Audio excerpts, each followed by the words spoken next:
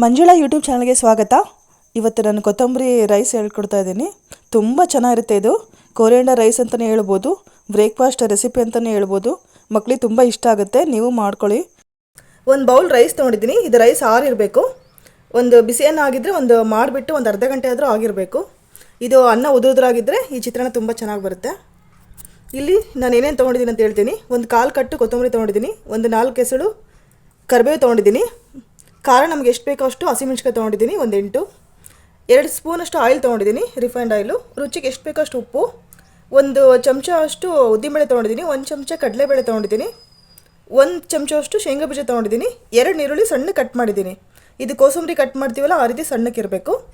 ಒಂದು ಅರ್ಧ ಹೋಳು ನಿಂಬೆಹಣ್ಣು ತೊಗೊಂಡಿದ್ದೀನಿ, 1/4 ಚಮಚ ಸಾಸಿವೆ ಜೀರಿಗೆ ಮಿಕ್ಸ್ ತೊಗೊಂಡಿದ್ದೀನಿ.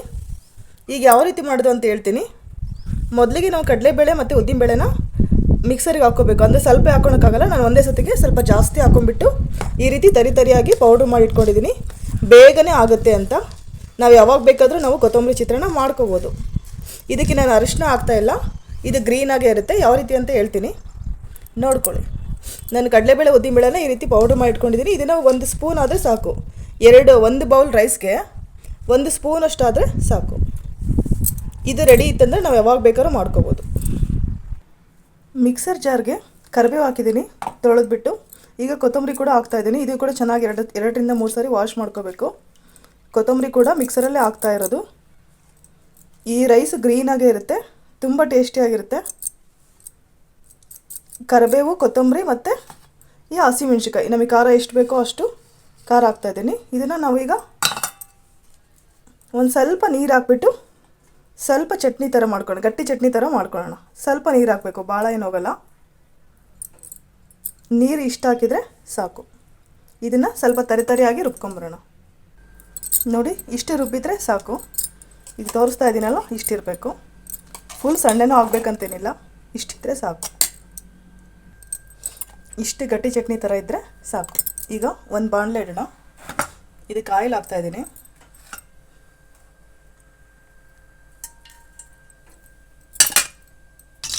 ಎಣ್ಣೆ ಕಾಯ್ತಿದ್ದಾಗೆ ನಾನು ಉದ್ದಿನಬೇಳೆ ಮತ್ತು ಕಡಲೆಬೇಳೆನ ಪೌಡ್ರ್ ಮಾಡಿರೋದು ಹಾಕ್ತಾ ಇರೋದು. ನೋಡ್ಕೊಳ್ಳಿ, ಇದು ಸ್ವಲ್ಪ ಕೆಂಪಾಗಬೇಕು. ನಾನು ಇದು ಪೌಡ್ರ್ ಮಾಡಿರ್ತಕ್ಕಂಥದ್ದು ಹಸಿದೆ, ನಾನೇನು ಹುರಿದ್ಬಿಟ್ಟು ಪೌಡ್ರ್ ಮಾಡಿಲ್ಲ. ಹಸಿ ಕಡಲೆಬೇಳೆ ಮತ್ತು ಹಸಿ ಉದ್ದಿನಬೇಳೆನೇ ಈ ರೀತಿ ಪೌಡ್ರ್ ಮಾಡಿ ಇಟ್ಕೊಂಡಿದ್ದೀನಿ. ಈಗ ಇದಕ್ಕೆ 1 ಸ್ಪೂನಷ್ಟು ಆದರೆ ಸಾಕು. ಇದು ಸ್ವಲ್ಪ ಕೆಂಪಾಗ್ತಿದ್ದಾಗ ಶೇಂಗಾ ಬೀಜ ಹಾಕ್ತಾಯಿದ್ದೀನಿ. ಇದು ಯಾಕೆ ಪೌಡ್ರ್ ಮಾಡಿ ಹಾಕ್ತೀವಿ ಅಂದರೆ ಈ ಚಿತ್ರಾನ್ನ ಟೇಸ್ಟ್ ಚೆನ್ನಾಗಿ ಕೊಡುತ್ತೆ.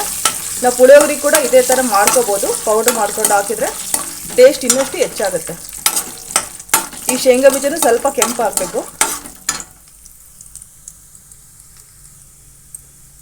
ಇದು ಕೆಂಪು ಆಗ್ತಾ ಇದ್ದಾಗೆ ಸಾಸಿವೆ ಜೀರಿಗೆ ಒಂದು 1/4 ಚಮಚ ಹಾಕಿ ತೊಗೊಂಡಿದ್ದೀನಿ, ಇದು ಕೂಡ ಹಾಕ್ತಾಯಿದ್ದೀನಿ. ಇದಕ್ಕೆ ನಾನು ಒಗ್ಗರಣೆಗೆ ಕರಿಬೇವು ಹಾಕ್ತಾಯಿಲ್ಲ, ಯಾಕಂದರೆ ನಾನು ಮಸಾಲೆ ಒಳಗೆ ಕರಿಬೇವನ್ನ ಅಷ್ಟು ಇದರಲ್ಲೇ ಹಾಕ್ಬಿಟ್ಟಿದ್ದೀನಿ. ಇದೇ ಇದಕ್ಕೆ ತುಂಬ ಟೇಸ್ಟ್ ಕೊಡುತ್ತೆ. ಮಕ್ಕಳು ಕೂಡ ಕರಿಬೇವು ತೆಗೆದಿಡಲ್ಲ, ಅದು ಎಲ್ಲ ಚೆನ್ನಾಗಿ ಮಿಕ್ಸ್ ಆಗಿರೋದ್ರಿಂದ ಅವರು ಕೂಡ ತಿಂತಾರೆ ಚೆನ್ನಾಗಿ.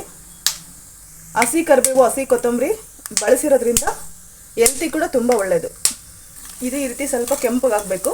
ಕೆಂಪಗೆ ಹಾಕ್ತಿದ್ದಾಗ ನಾನು ಈರುಳ್ಳಿ ಸಣ್ಣಕ್ಕೆ ಹೆಚ್ಕೊಂಡಿದ್ದೀನಲ್ಲ, ಇದನ್ನು ಹಾಕ್ತಾಯಿದ್ದೀನಿ. ಇದು ಕೂಡ ಚೆನ್ನಾಗಿ ಬಾಯ್ಲ್ ಆಗಬೇಕು. ಇದ್ರ ಜೊತೆ ಈ ಟೇಸ್ಟ್ ತುಂಬ ಚೆನ್ನಾಗಿರುತ್ತೆ. ನೀವು ಒಂದ್ಸತಿ ಮನೇಲಿ ಮಾಡ್ಕೊಳ್ಳಿ, ಮತ್ತೆ ಮಾಡೇ ಮಾಡ್ತೀರಾ. ಬೆಳಗ್ಗೆ ಅನ್ನ ಉಳಿದಿದ್ರು ರಾತ್ರಿ ಮಾಡ್ಕೋಬೋದು, ಅಥವಾ ರಾತ್ರಿ ಅನ್ನ ಉಳಿದಿದ್ರು ಬೆಳಗ್ಗೆ ಫ್ರೆಶ್ಶಾಗಿ ಮಾಡ್ಕೋಬೋದು. ಟೇಸ್ಟ್ ಮಾತ್ರ ತುಂಬ ಚೆನ್ನಾಗಿರುತ್ತೆ. ಈ ಚಿತ್ರಾನ್ನಕ್ಕೆ ನಾನು ಅರಿಶಿನ ಬಳಸ್ತಾ ಇಲ್ಲ. ನಾನು ಚಿತ್ರಾನ್ನದಲ್ಲಿ ವೆರೈಟಿ ತುಂಬಾ ಮಾಡ್ತೀನಿ. ಸುಮಾರು 5ರಿಂದ 6 ಟೈಪು ಚಿತ್ರಾನ್ನ ಮಾಡ್ತೀನಿ. ಇದು ನಾನು 2ನೇ ಚಿತ್ರಾನ್ನ ತೋರಿಸ್ತಾ ಇರೋದು.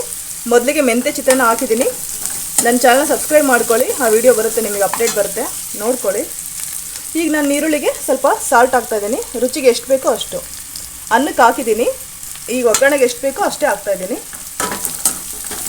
ಇದು ಚೆನ್ನಾಗಿ ಕೆಂಪು ಆಗ್ತಾ ಇದ್ದಾಗೆ ನಾನು ರೆಡಿ ಮಾಡಿರ್ತಕ್ಕಂಥ ಕೊತ್ತಂಬರಿ ಮತ್ತು ಕರಿಬೇವು, ಹಸಿಮೆಣ್ಸಿಕಾಯಿ ಮಸಾಲೆ ಹಾಕ್ತಾಯಿದ್ದೀನಿ.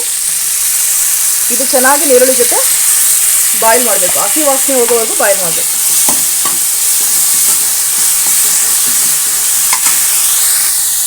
ನೋಡಿ, ಈ ರೀತಿ ಕಲರ್ ಹೆಂಗಾಗಿದೆ, ಗ್ರೀನ್ ಥರ ಆಗಿದೆ.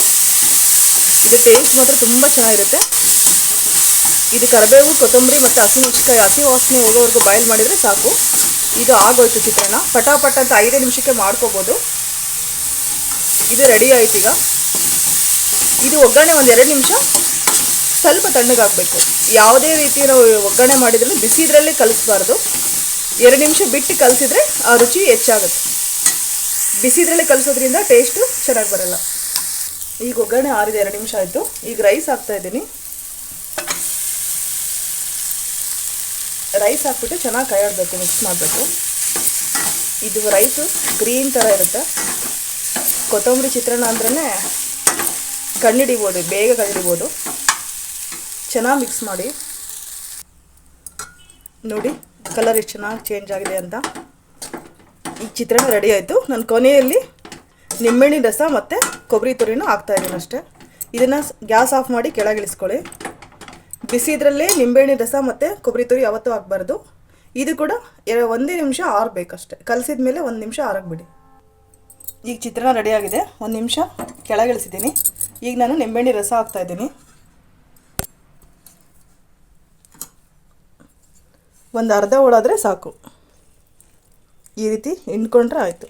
ಕೆಳಗಿಳಿಸ್ಬಿಟ್ಟೆ ಹಾಕಬೇಕು ಹುಳಿ. ಯಾವಾಗಲೂ ಬಿಸಿ ಇದ್ದಾಗೆ ಬಿಸಿ ಗ್ಯಾಸ್ ಆನ್ ಮಾಡಿದಾಗೆ ಹಾಕಬೇಡಿ. ಈಗ ನಾನು ತುರಿದಿರ್ತಕ್ಕಂಥ 1/4 ಭಾಗ ಹಸಿ ಕೊಬ್ಬರಿನ ಹಾಕ್ತಾಯಿದ್ದೀನಿ. ಇದು ಕೂಡ ಚೆನ್ನಾಗಿ ಮಿಕ್ಸ್ ಮಾಡಬೇಕು.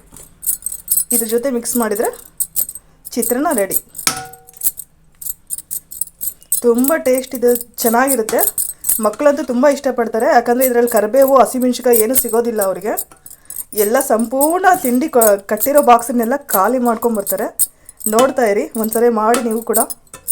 ನನಗೆ ಕಮೆಂಟಲ್ಲಿ ತಿಳಿಸ್ಬೇಕು ಈ ಚಿತ್ರಾನ್ನ ಹೇಗಿತ್ತು ಅಂತ. ಗ್ರೀನ್ ಆದ ಚಿತ್ರಾನ್ನ ರೆಡಿ. ಕೊತ್ತಂಬರಿ ಚಿತ್ರಾನ್ನ ಅಂತಾರ ಕರಿಬೋದು, ಅಥವಾ ಹಸಿರು ಚಿತ್ರಾನ್ನ ಅಂತಾರ ಕರಿಬೋದು. ನನ್ನ ಚಾನಲ್ನ ಸಬ್ಸ್ಕ್ರೈಬ್ ಮಾಡ್ಕೊಳ್ಳಿ.